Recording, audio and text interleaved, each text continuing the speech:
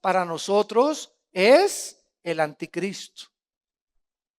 Entonces, cuando el anticristo haga su aparición en el Medio Oriente, para ellos va a ser el Mahdi o el imán o el salvador de ellos. Ahora, lo interesante de esto es que de alguna forma están tratando de compaginar exactamente la escatología islámica con la escatología bíblica. Y lo más interesante es lo siguiente. Por ejemplo, hace algunos meses, cuando los musulmanes de ISIS comenzaron a meter en una jaula a un piloto jordano y lo quemaron vivo, después degollaron a todos los cristianos de Egipto cópticos, después mataron a unos chinos, después mataron a unos europeos. Yo me comencé a preguntar, bueno, que este grupo de ISIS no se da cuenta que mientras más ataca un país, Jordania, China, etcétera, etcétera, se van a juntar más naciones contra ellos. O sea, están declarándole la guerra casi al mundo entero y provocando al mundo entero. Mataron franceses, mataron periodistas norteamericanos, han matado ingleses, han matado jordanos, etcétera, etcétera. Y esto es aparentemente una contradicción o algo ilógico. Pero si tú entras a la escatología islámica y a entender lo que el grupo ISIS anhela, es lo siguiente. Ellos, de acuerdo a sus tradiciones y leyendas, para que el Mahdi aparezca, se necesita una guerra mundial.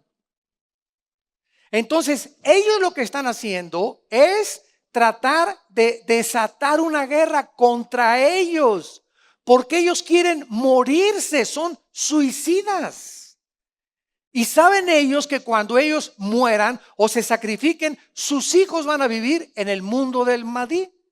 Entonces entendemos por qué están provocando que el mundo se venga contra ellos, porque ellos están provocando una guerra mundial. Y esto es lo que nos da la explicación de que locos, cómo se suben 19 árabes y se matan en el nombre, porque mientras más muertes y más sacrificios, más rápido aparecerá su Mahdi o su salvador de ellos. Entonces, cuando comenzamos a entender la mente oriental, desde la mente occidental que somos nosotros, que no tiene para nosotros ninguna lógica elemental ni ningún sentido común, es importante estudiar la historia de las civilizaciones, de los grupos étnicos, para que entendamos también la historia de la Biblia. Porque la Biblia fue escrita, ¿verdad?, por hebreos, en arameo y en el griego, con costumbres de ellos. Entonces tenemos que entender, ¿verdad?, muchas veces el lenguaje de por qué la Biblia usa símbolos y cosas semejantes para comprender nosotros qué es lo que el Espíritu Santo nos quería dar a entender en nuestro corazón. Muy bien, hace algún tiempo había un hombre que dijo, cuando en un estadio los jugadores saltan, cuando salta el América y el Cruz Azul, goleada ayer, ¿verdad? Cuando saltan los dos equipos, o Barcelona y Real Madrid, como tú le quieras llamar, nos damos cuenta, los que estamos en el estadio, al salir los jugadores, que va a comenzar el partido. Y así, de esa misma manera, cuando nosotros veamos que los protagonistas que la Biblia mencionó hace 2600 años, señores ateos, agnósticos y escépticos que nos visitan, sociólogos, antropólogos y arqueólogos que están escuchando este mensaje, cuando nosotros vemos que en este libro que fue escrito hace por 1500 años, por más de 40 autores, que los lugares geográficos y los protagonistas que la Biblia exhibe hace miles, cientos de siglos, están saltando a la cancha, o son las naciones protagonistas que están actuando ahorita y encabezando los periódicos y los medios de comunicación masivos, nos damos cuenta que el juego va a comenzar. Entonces, de eso se trata esta serie que quiero compartir, la futura invasión islámica. ¿Qué papel juega el Islam en la Biblia con el cristianismo y el judaísmo? ¿Y de qué forma anticipada el Espíritu Santo nos hace ver que cuando comenzamos a analizar esto y vemos la historia y lo que está pasando en Rusia, en Irán, en la China, en el Medio Oriente, en Siria, en Irak, en Europa, el Brexit, la salida de Inglaterra, ¿qué relevancia tiene con las profecías bíblicas? Estas próximas elecciones en Estados Unidos, ahora en noviembre, estas elecciones de noviembre en Estados Unidos de Norteamérica son las más peligrosas de toda la historia norteamericana. En este momento, cuando alguno de los candidatos que están ahorita jugándose la Casa Blanca entre, va a tener, escuchen esto con atención, el próximo presidente de Estados Unidos es tan peligroso para bien o puede ser para el mal, que el próximo presidente va a nombrar los próximos 5 jueces del Tribunal Supremo Tribunal de Justicia. Y estos jueces duran 30, 40 años de edad. Ahorita hay varios de 70 años, son 9 jueces y ellos determinan ya casi el público y la democracia. Ya fue terminada en Estados Unidos, el país que durante tantos años luchó desde la Segunda Guerra Mundial por la libertad y la democracia. Es una nación en la que ya no es la democracia ni se vota. Ahora, 5 jueces en el junio del 2015, el año pasado, 5 jueces de los 9 jueces votaron, ellos sin consultar al pueblo, que se legislaba el matrimonio gay en Estados Unidos, sin pedirle la opinión a nadie. Gracias a Dios que en México, ¿verdad?, se propuso esta futura legislación de los transgéneros y matrimonios gays. Ahorita me acaban de informar que más de 1 millón de personas se juntaron en Jalisco, en Guadalajara, en esta semana, en Veracruz, en todos lados. Aquí en México también la prensa casi no anuncia estas cosas. Votando a las familias, luchar la defensa por la familia mexicana, era en contra de este síntoma de descomposición social. El matrimonio es entre un hombre y una mujer y no es entre un hombre y una mujer y una mujer. Entonces, cuando nosotros nos ponemos las pilas, como decimos vulgarmente, y comenzamos a adquirir conciencia del peligro en que nos encontramos, nos damos cuenta que hemos nacido y tenemos una sola vida para pelear por la verdad.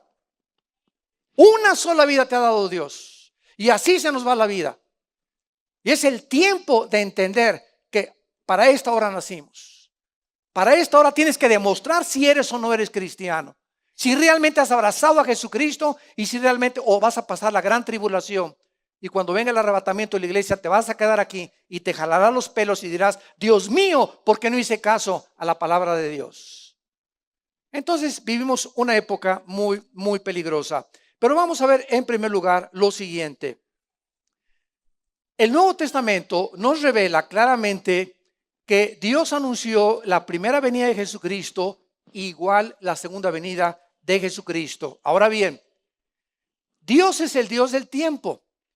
Y cuando Jesucristo apareció por primera vez hace 2000 años, era importante que Cristo apareciera en el mundo, que Dios bajara y tomara la naturaleza humana para poder manifestarse y poder propagar el mensaje del evangelio de su gracia y poder describirnos y decirnos quién es Dios. Porque si Dios no hubiera bajado a la tierra, el ser humano, por la investigación científica o por medio del conocimiento humano, nunca hubiéramos conocido quién es Dios. Y esta es la razón por la cual existen miles de religiones. ¿Qué son las religiones? Grupos, organizaciones que de alguna manera se fabrican un Dios. No, pues mi Dios es esto y mi Dios no permite estas cosas. Mi Dios permite estos sacrificios. Mi Dios, etcétera, etcétera. Los griegos tenían miles de dioses. Pero cuando vean a Dios en la persona de Jesucristo, Él es Cristo, el que nos revela al verdadero Dios y al verdadero y único Hijo que se llama Jesús. Y gracias a que Jesús baja hace 2000 años, podemos nosotros entender claramente quién es Dios y qué quiere Dios de nosotros. Pero veamos nosotros lo siguiente. Por ejemplo, en Gálatas capítulo 4, versículo 4, el Nuevo Testamento nos revela que cuando Jesucristo aparece en el escenario de la historia hace 2000 años, era el tiempo exacto para que Él se manifestara al mundo. No fue hace 50 años ni hace 4 siglos. ¿Por qué tenía que ser? Hace 2000 años, o qué condiciones deberían de prevalecer para que Dios hubiera usado ese tiempo, hace 2000 años, para que Él se manifestara al mundo. Veamos 4 razones por las cuales Dios escogió hace 2000 años la geografía y los tiempos y las condiciones geopolíticas que existían para que Él se manifestara a todos nosotros. Número 1, en ese tiempo, hace 2000 años, el lenguaje universal era el griego. La cultura helénica, ¿verdad?, prevaleció después de que el Imperio Romano conquistó al Imperio griego. Los romanos adoptaron el griego y precisamente se conoce como la cultura helénica. Entonces, hace 2000 años, el lenguaje del mundo entero, o el lenguaje conocido en aquellos tiempos de las naciones conocidas, era el griego. Y es uno de los dialectos más completos del mundo. Este era el tiempo en que el lenguaje iba a ser apropiado para que el lenguaje griego registrara las palabras de Jesucristo. Y cuando venimos a estudiar la Biblia, el Nuevo Testamento fue escrito en griego. Entonces, esta fue una de las razones por las cuales Cristo tenía que aparecer cuando ese lenguaje prevalecía en el mundo conocido. Número 2, fue el periodo de lo que se conoce como la Pax Romana. O sea, es de los pocos tiempos en la historia en que el mundo se encontraba en paz. ¿Saben ustedes que de acuerdo al Instituto para la Investigación de la Paz en Estocolmo, Suecia, de los 6000 años de historia que la raza humana tiene de existencia, porque la Tierra tiene millones de años y esta Tierra fue habitada antes que nosotros? Todos conocemos ya el mundo preadámico, ¿verdad? No por seres humanos igual que nosotros, pero esta Tierra fue habitada por ángeles caídos, por demonios antes que nosotros. Bueno, esta es otra serie que ya hace muchos años prediqué. Pero esta Tierra, la raza humana tiene 6000 años de existencia, de Adán al siglo XXI. Y en estos 6000 años de historia, de acuerdo al Instituto para la Investigación para la Paz, han habido solo 25 años de paz. 25 años de paz en 6000 años de historia. O sea, la historia humana se podría resumir que es guerra y guerra y guerra y guerra. Un odio de los seres humanos contra los mismos seres humanos. De nación contra nación, hijos contra padres, divorcios, pleitos, ciudadanos contra el gobierno con los ciudadanos, dictaduras. Es un mundo que si bajara un extraterrestre y viera el planeta Tierra, diría: Dios mío, pero todo desde que existe ese planeta han tratado de destruirse unos a otros. ¡Qué locura!, ¿verdad? ¡Qué locura! Eso lo vamos a explicar y lo expliqué en el mensaje de la Tercera Guerra Mundial. ¿Por qué el hombre está en guerra contra el hombre? Porque la guerra está en nuestro corazón. Y mientras tú no tengas paz con Dios, seguirás en guerra. ¿Y por qué fumas? ¿Por qué tomas? Porque te quieres autodestruir.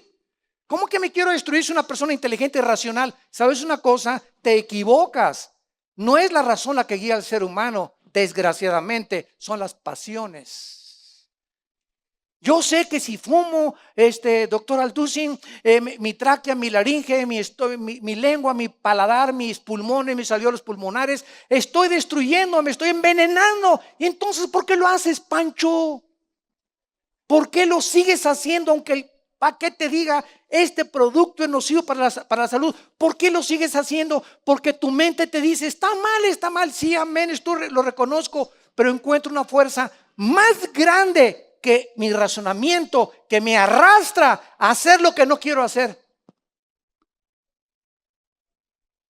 Y ese monstruo que traemos nosotros, que nos lleva a hacer cosas, ¿por qué cometes adulterio? Arruinas tu familia, arruinas tus hijos, arruinas tu trabajo. ¿Por qué haces lo que haces? ¿Por qué robas? ¿Por qué maldices? Si sabes que son cosas que van a hundirte, estás cavando tu tumba con lo que estás haciendo. Es que lo entiendo, pero algo dentro de mí me arrastra y me lleva mis pasiones y las mujeres y el sexo y la pornografía. Y yo sé que estoy mal, pero lo hago porque me siento dominado por mis pasiones. Ese dominio, ese monstruo que traemos dentro, durante toda la historia se ha tratado de clasificar para darle un nombre. Y los arqueólogos y los sociólogos y los antropólogos y los psiquiatras y los psicólogos han tratado de determinar, hasta los poetas y literarios como William Shakespeare quisieron definir el mal de la humanidad. Shakespeare le dijo, es un defecto trágico. Carlos Marx dijo, no, el problema del ser humano es la lucha de clases. Cuando la opresión de la clase burguesa contra el proletariado y el proletariado derrumbe a la clase burguesa, el problema del ser humano es lucha de clases. Sigmund Freud, no, el problema es algo que en la psique, la mente del ser humano y se puede atribuir a su sexualidad infantil. Y así ha habido todas las personas y poetas y literarios y psicólogos que han tratado de descubrir qué es lo que el ser humano lo impele a la maldad, a su propia destrucción. Este libro, que se llama la Biblia, en comparación con los billones de volúmenes de literatura que existen en las librerías, es el único libro que diagnostica y nos dice cuál es el problema del ser humano. Y solo usa una sola palabra para decirnos cuál es la infección. Y esta palabra es pecado. El pecado. ¿Qué es el pecado? Muy fácil. El pecado lo define 1 Juan capítulo 3. Es rebasar los límites que Dios nos ha establecido. Es transgresión de la ley. En pocas palabras, eso es el pecado. Dios es el legislador de la ley. Él es el que inventó el sexo. El matrimonio no lo inventó el hombre. Es Dios el que define el matrimonio. Es Dios el que define las leyes de ética y de moral, no nosotros. Y cuando nosotros queremos usurpar las leyes de Dios, nos degeneramos como lo estamos viendo en pleno siglo XX, donde estamos legislando la destrucción de la familia y del matrimonio. ¿Por qué? Porque creemos que somos dioses y no somos dioses. Entonces, el momento en que transgredimos esas leyes, lo hacemos porque dentro de nosotros hay una rebelión desde el nacimiento, una infección que nos lleva a hacer lo que no queremos y hacemos lo que nos va a destruir y lo que va a arruinar nuestra vida, nuestro matrimonio y nuestra generación. Y esta es la contradicción más grande que Erich Fromm, uno de los más grandes psicólogos que ha existido en la historia, lo pudo definir, y el mismo William Shakespeare. William Shakespeare hizo una obra, me acuerdo cuando era joven, que me invitaron a participar en el papel de Hamlet. Los que han leído a Shakespeare se pueden acordar. Y en uno de los poemas de Hamlet es el siguiente: pienso, luego existo, luego vivo. Morir, dormir, no más, decía Shakespeare. He aquí que es más contradictorio contra el espíritu: sufrir los golpes y los dardos de la insultante fortuna o levantar las armas contra un piélago de calamidades y haciéndole frente a acabar con ellas. En otras palabras, ¿qué emanaba del corazón de este dramaturgo inglés William Shakespeare? Simplemente estaba diciendo, la vida está llena de adversidades. ¿Y qué es más honorable? ¿Qué es más levantado por el espíritu? ¿Luchar contra las adversidades de plano o pegarme un balazo? Tan sencillo como eso, dijo Shakespeare. En la vida, luchas contra la adversidad o quítate la vida. Porque aquí vas a sufrir. Entonces digo, ¿qué es mejor? ¿Morir o vivir? Y ese ha sido el conflicto y el dilema del ser humano. Y por eso la gente que se quita la vida lo hace por esa motivación. Porque llegan a situaciones donde es tan oscuro el panorama, donde no ven la puerta ni la ventana ni ninguna luz, y para ellos ahí terminó. Se avientan del puente, se dan un balazo, se ahorcan o como si quieran escapar de esta vida. Pero para ellos la realidad es más difícil que la muerte. Y no quieren enfrentar ya la realidad en sus 5 sentidos. Y lo mismo pasa para los drogadictos y los alcohólicos. ¿Quién es un drogadicto? Es una persona que la realidad no la quiere enfrentar en sus 5 sentidos y recurre a la marihuana, a la cocaína, a drogas alucinógenas o a pastillas tranquilizantes para que algo dentro de su sistema químico pueda darle el valor de enfrentar, no en sus 5 sentidos, sino a través de las drogas, la realidad que es tan dura y tan cruel y tan difícil de enfrentar, que es la vida. Y el alcohólico igual, ¿verdad? A ver, échale tequila y viva Zapata y Pancho Villa por acá y por allá, y todas las mujeres son igual. A ver, échale compadre por aquí y por allá. ¿Y cuánto te dura la borrachera, compadre? 3, 4 horas. Es como subirte a la rueda de la fortuna y arriba, ¡jua, jua, viva Jalisco! Y la rueda de la fortuna tiene que aterrizar y bajar. Se te tiene que pasar y amaneces peor. La cruda es 1000 veces peor. Y otra vez el lunes a las 8 de la mañana al periférico, al trabajo. Huimos, estamos tratando de huir de los 5 sentidos de la realidad porque es tan difícil la vida sin Dios. Y para eso vino Jesucristo, para entrar a nuestra vida. Recibirán poder cuando el Espíritu Santo venga a sus vidas y me serán testigos. No tendrán temor ya de la vida y estaremos en problemas pero no angustiados, en tribulaciones pero no desesperados, derribados pero no destruidos, perseguidos mas no desamparados. Porque aquí estoy con ustedes todos los días, nunca te dejaré ni te desampararé.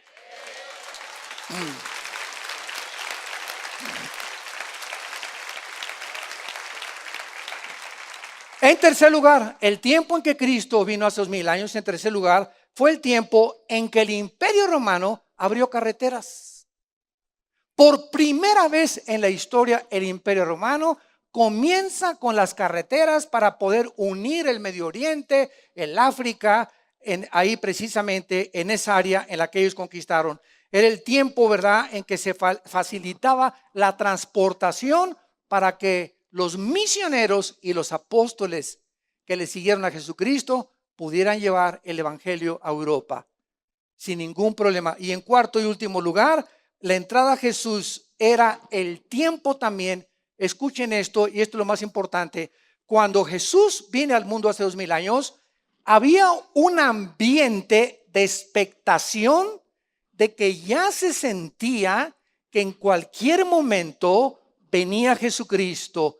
Y esta expectación, este espíritu que se sentía en el tiempo de Cristo, de que Él venía, es el mismo espíritu que está ahorita prevaleciendo en el mundo. En todos los viajes que yo he hecho, en Colombia, en Nicaragua, en Costa Rica, en Estados Unidos, Europa, el Medio Oriente, a donde quiera que viajamos, nos damos cuenta que principalmente los pastores, los cristianos, el mundo, algo sabe, y los no cristianos que algo va a pasar. El no cristiano, me he dado cuenta, gobernantes y todos se encuentran en un estado ahorita en el mundo de expectación, de pánico y de angustia. Nunca como en esta época se habían vendido antidepresivos. Nunca había habido más enfermedades y desórdenes mentales como en el siglo XXI en que estamos viviendo. Nunca los dirigentes políticos de la mayor parte del mundo en que vivimos habían estado tan locos como ahora. Vivimos un mundo realmente donde la misma Academia de Psiquiatría en Los Ángeles no ha podido ya definir quién está loco y quién está en sus 5 sentidos. Ya no saben quién es normal y quién es anormal. Ya no se puede definir. Antes se definía, ¿verdad?, la esquizofrenia, la paranoia, la psicopatía, etcétera, etcétera, con diferentes. Y ahora ya no se sabe realmente cuántos desórdenes mentales se ponen. ¿Quién está loco? ¿Quién está loco? Es el grado a que el mundo ha llegado. El señor de Corea del Norte, ¿verdad?, Kim Jong, que está haciendo pruebas nucleares. Antier mandó un misil de 10 kilotones, que significa 10 millones de toneladas de dinamita nucleares. Se junta el Consejo de Seguridad de Naciones Unidas ayer o antier para pararle y les dice, no me importa la decisión que tengan, lo voy a hacer y lo voy a seguir haciendo. Solo un loco como ese es suficiente, nada más, para borrar la civilización del mundo. Tal como la Biblia lo profetiza, que el mundo va a acabar. Un mundo de locos, que alcanzamos la luna y alcanzamos computadoras y internet y iPhone y todos, y nos hemos ensorbecido con los descubrimientos tecnológicos y con los avances científicos que hemos tenido porque nos hemos creído dioses. Y no somos dioses, somos seres humanos vulnerables, tontos y tercos, que queremos hacer las leyes morales y alcanzar a Dios y ser como Dios. Y esta es la razón por la cual el mundo terminará como va a terminar. Es el tiempo también de expectación. Vean, por ejemplo, para comprobar esto en Lucas capítulo 2, en el Evangelio de Lucas capítulo 2, el sentimiento de expectación que prevalecía en el mundo en los tiempos de Cristo. Dice el versículo 25, Lucas 2:25, he aquí había en Jerusalén un hombre llamado Simeón. Aquí es cuando nació Cristo. Y este hombre, justo y piadoso, esperaba la consolación de Israel, y el Espíritu Santo estaba sobre él. Y le había sido revelado por el Espíritu Santo que no vería la muerte antes que viese al ungido del Señor. Y movido por el Espíritu Santo, vino al templo. Y cuando los padres del niño, o sea, de Jesús, lo trajeron al templo para hacer por él conforme al rito de la ley, él, o sea, Simeón, lo tomó en sus brazos. Escuchen, nadie le dijo nada. Nadie sabía nada más que María, que este niño era el Salvador. Lo tomó en sus brazos y bendijo a Dios diciendo: ahora, Señor, despide a tu siervo en paz, conforme a tu palabra, porque han visto mis ojos tu salvación, la cual has preparado en presencia de los pueblos, luz para revelación a los gentiles y gloria de tu pueblo Israel. Simeón, al tener a esa criatura, por su piedad y por su honestidad y por su integridad como un hombre de Dios, Dios le concede lo que él había anhelado toda su vida. Oh Dios, yo no quiero morir antes de verte cuando tú nazcas. Y el Espíritu Santo, al cargar ese bebé, le estaba revelando a Simeón: ese niño que estás cargando es el Mesías prometido a Abraham, Isaac y Jacob. Y quiero decirles algo, esa misma expectación actualmente yo la tengo y tú la puedes tener. Yo desde hace muchos años estoy seguro que a lo mejor somos nosotros la generación que no va a saber lo que es morir. Nos vamos a ser arrebatados. Y si mantienes esa expectación en tu corazón, ¿verdad? Billy Graham, que tiene ahorita, es el más grande evangelista del siglo XX, ahí que vive en Carolina del Norte, tiene 97 años. Y él dice que le dijo a Dios también: no quiero morir antes de ver el arrebatamiento. Entonces hay una experiencia de expectación. Ahorita, ¿cuál es el idioma universal? El inglés. Oyes a los árabes hablar en inglés, los ingleses, los italianos, los africanos. Ve cualquier país en el mundo, el inglés es el idioma universal en el siglo XXI. Cualquier libro que quieras comprar de ciencia, de matemáticas, de física, de agronomía, de astronomía, de la disciplina académica que tú quieras, lo encuentras en el idioma inglés. Y de ahí se traduce a todos los demás idiomas, o de ahí se traduce el alemán al inglés, pero el inglés es el idioma, o sea, estas características que existieron hace 2000 años, lo que les quiero decir son las características que se repiten antes de la segunda venida de Jesucristo.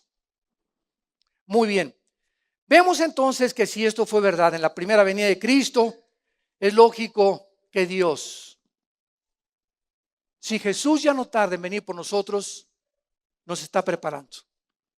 Tú esta mañana, aquí no es coincidencia que tú estés en esta conferencia.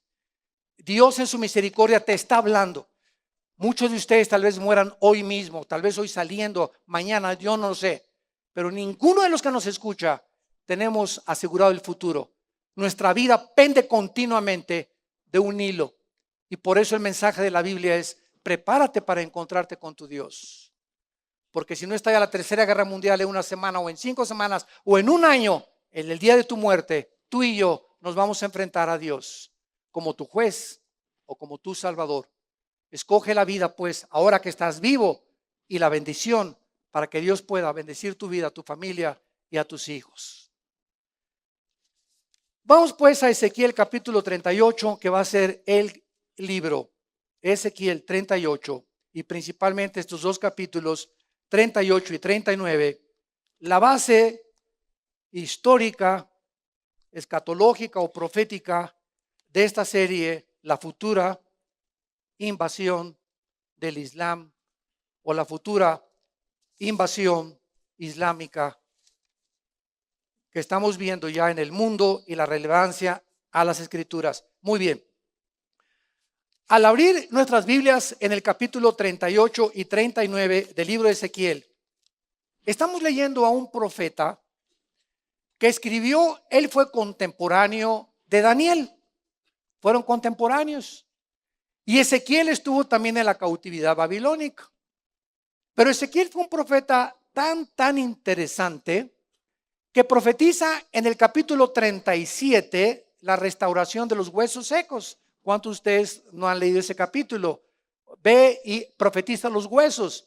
Y Ezequiel el profeta va a un valle, ve puros huesos secos, así huesos como humanos. Y cuando Ezequiel les dice, vive, Ezequiel ve que comienzan los tendones y la carne, y se comienzan los huesos de las piernas, los meniscos, de los brazos a unirse, comienza a juntar la carne, y después todos esos huesos se levantan formando un ejército. Y el mismo capítulo 37 de Ezequiel lo dice casi al final. Este es el ejército de Israel, la casa de Israel, profetizando Ezequiel la reunificación y la restauración de que los judíos no se iban a quedar siempre en Babilonia, ni en Asiria tampoco, iban a regresar del cautiverio. Y este milagro se cumplió el 14 de mayo de 1948 del siglo pasado, cuando la nación de Israel, después de casi 2000 años de estar dispersados en el mundo entero, en todas las naciones, el 14 de mayo de 1948, a las 5 de la mañana, David Ben Gurión, que es nombrado el primer ministro de Israel, manda el mensaje por radio. En este momento se independiza Israel como la nación libre, soberana e independiente, y el mundo entero queda estupefacto. Los historiadores quedan estupefactos, hasta el siglo XXI lo están todavía. Los sociólogos están todavía que no se la pueden creer, que en un día una nación, en toda la historia humana, jamás este milagro había sucedido. De que después de ser dispersados por todas las naciones, hayan tenido el interés de levantarse y en un solo día se constituye una nación. ¿Y para qué?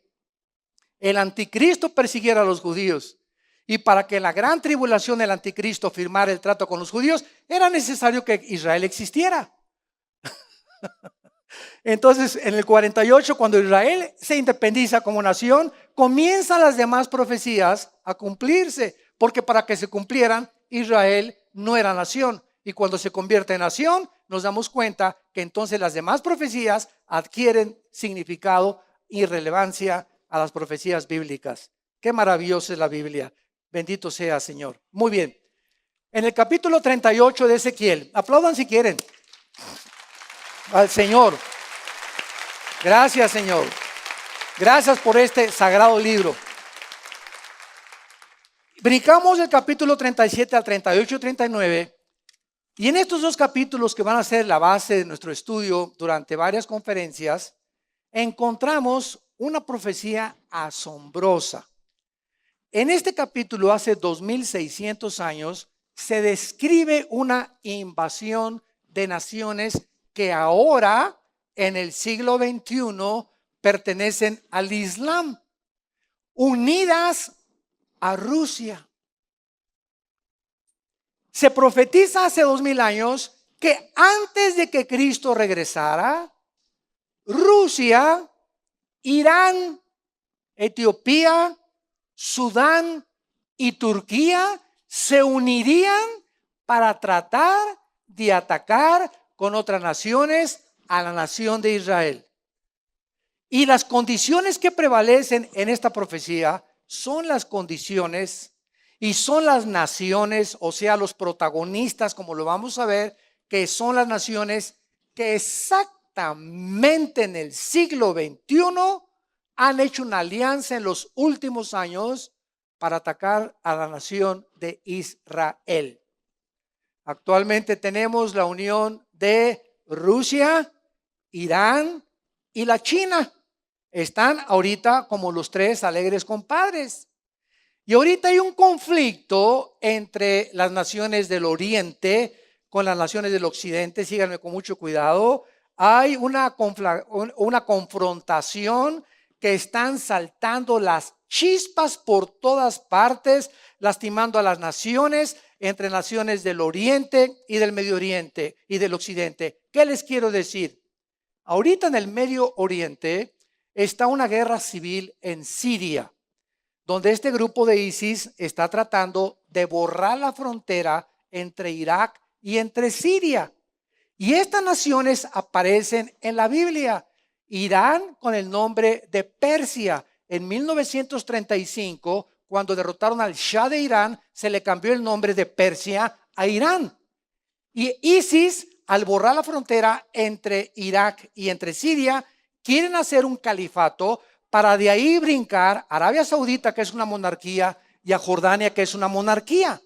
Entonces, ISIS quiere que ya no haya monarquías en el Medio Oriente, que nada más son, repito, Arabia Saudita y Jordania, para establecer el Estado Islámico y volver a resurgir de las cenizas el imperio antiguo otomano que casi conquista el mundo por 450 años. Entonces, esta situación que está ahorita en el Medio Oriente ha causado un problema internacional. Hace algunos años, todos estos antecedentes van a ser importantes que se los explique para que entendamos estas profecías. Los quiero ubicar en los antecedentes históricos y geográficos de los últimos 1 o 2 años atrás. Hace algunos años, cuando comenzó la guerra de Siria, la guerra civil de Siria, que querían derribar a Bashar Assad, al presidente actual de Siria, el presidente Obama, actualmente jefe de la Casa Blanca y de Estados Unidos de Norteamérica, mandó un ultimátum a Siria, diciéndole al presidente Assad lo siguiente: si usted, presidente Assad, usa armas químicas contra los que sean, Estados Unidos va a intervenir en esta guerra contra usted. Muy bien, Assad las usó. Y el presidente Obama, todas las naciones árabes, porque Arabia Saudita siempre ha estado bajo Estados Unidos y Estados Unidos ha mandado millones de dólares a muchas naciones del Medio Oriente y están esperando, siempre han sobrevivido bajo el paraguas y la cobertura de Estados Unidos. Entonces, Obama no hace nada, no cumple su palabra. Y en el Medio Oriente, la palabra es muy importante. Y cuando los árabes se dan cuenta que Obama ya se echó para atrás, porque no era de Jalisco, ¿verdad? Porque en Jalisco dicen que no se rajan los de Jalisco. Entonces los árabes y el mundo de los musulmanes recobraron el valor para tratar ahora de hablarle: Putin, ese mi Vladimir, ven para acá y échanos la mano. Entonces, en ese momento también el presidente Putin, que es uno de los gobernantes más peligrosos del mundo, y ese sí, lo que dice lo hace, y trae intenciones como lo vamos a ir desarrollando poco a poco. Pero Putin tiene una base en Siria naval. Y la única base naval que Rusia tiene en Siria es la única base que le garantizaría a Rusia el acceso al mar Mediterráneo. Y la tiene exactamente en Crimea, el puerto que se acaba de apoderar en Ucrania. Entonces, a Rusia no le conviene que derroquen al presidente Assad. Entonces, Rusia tiene forzosamente que defender a Assad. Se le unió Irán y se le unió la China. Vean el conflicto. Entonces, aquí está Siria y aquí está respaldándolo Rusia, Irán y China, impidiendo que derroquen a Assad. Y viene Occidente con la OTAN, la Organización de Naciones del Tratado del Atlántico del Norte, con Estados Unidos para tratar de derrocar al gobierno de Assad. Entonces chocan en Siria, en el punto geográfico donde la Biblia estableció que terminaría la humanidad, es donde se encuentra ahorita la olla hirviendo.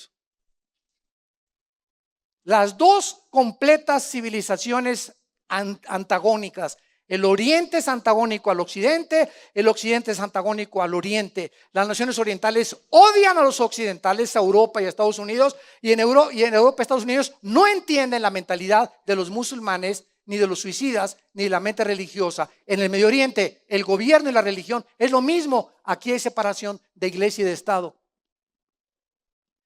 Entonces, allá no puede separar la religión de la política. Por ejemplo, el Ayatollah Khomeini en Irán es más poderoso que el presidente de Irán o que el primer ministro de Irán.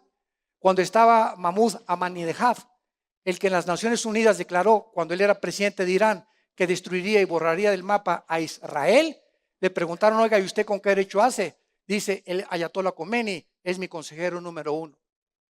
Y en Estados Unidos y Europa es diferente. Aquí hay separación, repito, entre iglesia y Estado. Entonces la mente de nosotros en Occidente es muy diferente a cómo funciona la mente allá. Para nosotros es una locura que alguien se amarre bombas y que se meta en un mercado y que desde que son niños en la franja de Gaza, los palestinos, en Irán a los niños les están enseñando que ellos, si mueren antes de los 18 años, van a encontrar más de 70 mujeres vírgenes cuando mueran con Alá en el cielo. Y el niño crece con la mente de un mártir.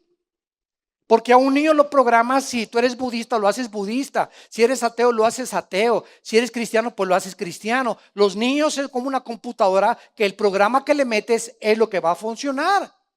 Un niño tiene los programas que le metieron sus padres en la escuela, en la primaria y en la secundaria. Y así vas a funcionar. Son los programas que el mundo nos metió. Cuando venimos a Cristo, ¿qué es el cristianismo? Es una desprogramación que nos comienza Dios a sacar los virus. Estábamos envirulados todos los seres humanos de acuerdo a Dios. Y pensamos, ¿cómo pensamos? No, que el comunismo, el Che Guevara, el Carlos Marx, Freud, eran hombres. Todos los programas que nos metieron por hombres hechos. Y venimos a la Biblia y ahora el programa es de Dios. Ahora son los pensamientos del Creador que nos trajo al mundo. El que quiere programarnos otra vez y no se conformen al mundo, sino transfórmense, dice Romanos 12:2, por la renovación del entendimiento, para que comprendamos la voluntad de Dios.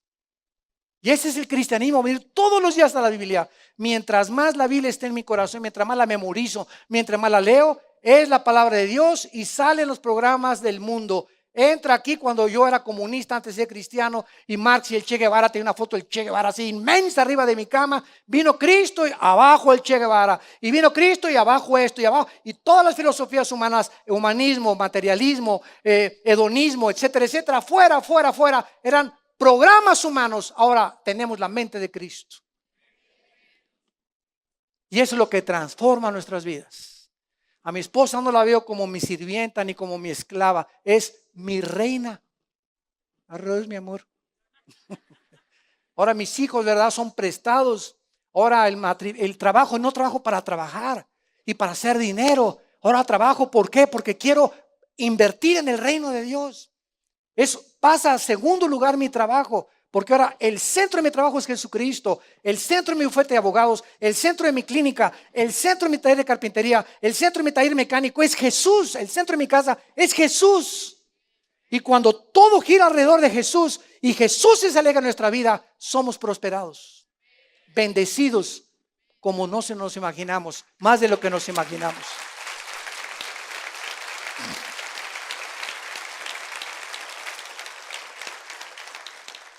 Veamos pues rápidamente en Ezequiel 38 para introducirnos a los principales versículos, darles lectura.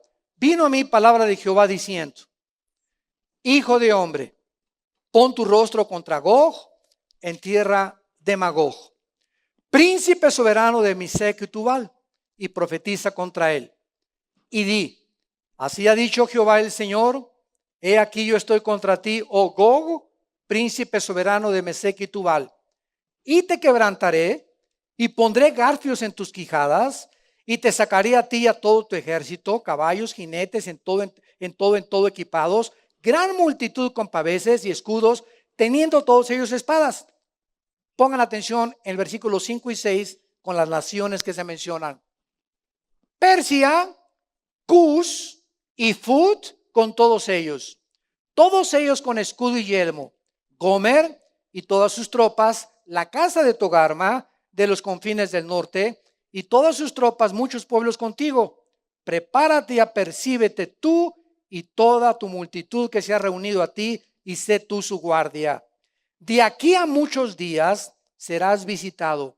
Al cabo de años vendrás a la tierra salvada de la espada, recogida de muchos pueblos, a los montes de Israel, que siempre fueron de desolación, mas fue sacada de las naciones, y todos ellos morarán confiadamente. Subirás tú y vendrás como tempestad, como nublado para cubrir la tierra. Serás tú y todas tus tropas y muchos pueblos contigo. La Biblia describe hace 2600 años las naciones que iban a estar involucradas en una asociación maligna, perversa y satánica para destruir el 65% de las reservas petroleras que existen en el mundo en 3 naciones: Arabia Saudita, Irán e Irak.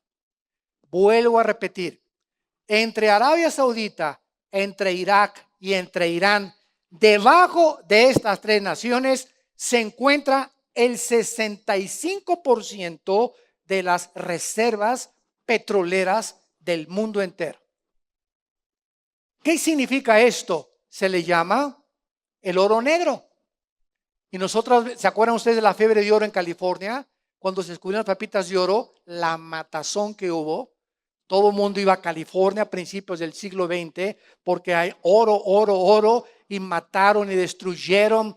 Vi un documental hace poco que aquí en México, las minas que había de cobre y de plata, etcétera, etcétera, entraron los cárteles y mataron a las personas que habían explotado las minas. Siempre que hay el símbolo de pesos, esa maldad que traemos en el corazón, esas pasiones desordenadas por el dinero, por la cual miles de personas, millones habitan las cárceles del mundo y muchos otros andan sueltos también, y por eso han matado, violado, hasta de su mamá se han olvidado, han despreciado amistades, han destruido sus vidas por la raíz de todos los males, que es el amor al dinero. 1 Timoteo 6:10, raíz de todos los males, dice la Biblia, es el amor al dinero. No es el dinero, es el amor al dinero, porque el dinero no es malo. Malo que lo ames y que lo conviertas en un ídolo en tu vida, o como tu estatua y tu ídolo, por lo cual toda tu vida está concentrada en hacer dinero, hacer dinero, hacer dinero. En ese momento, esa ambición y ese falso ídolo va a ser un monstruo que va a acabar devorándote y haciéndote perder la razón, tu familia y todo lo que tienes, porque es una maldición. La raíz de todos los males es el amor del dinero, el cual, amando muchos, se perdieron y fueron traspasados de muchos dolores que hunden a los hombres en perdición y en completa alejamiento de Dios. Entonces es lógico que en estas 3 naciones, o lo vamos a entender, es lógico que ahí en el Medio Oriente sea una manzana de discordia, donde Rusia, Europa, Estados Unidos, Inglaterra, África, todos quieren un pedazo del pastel. Todos quieren participar del pastel.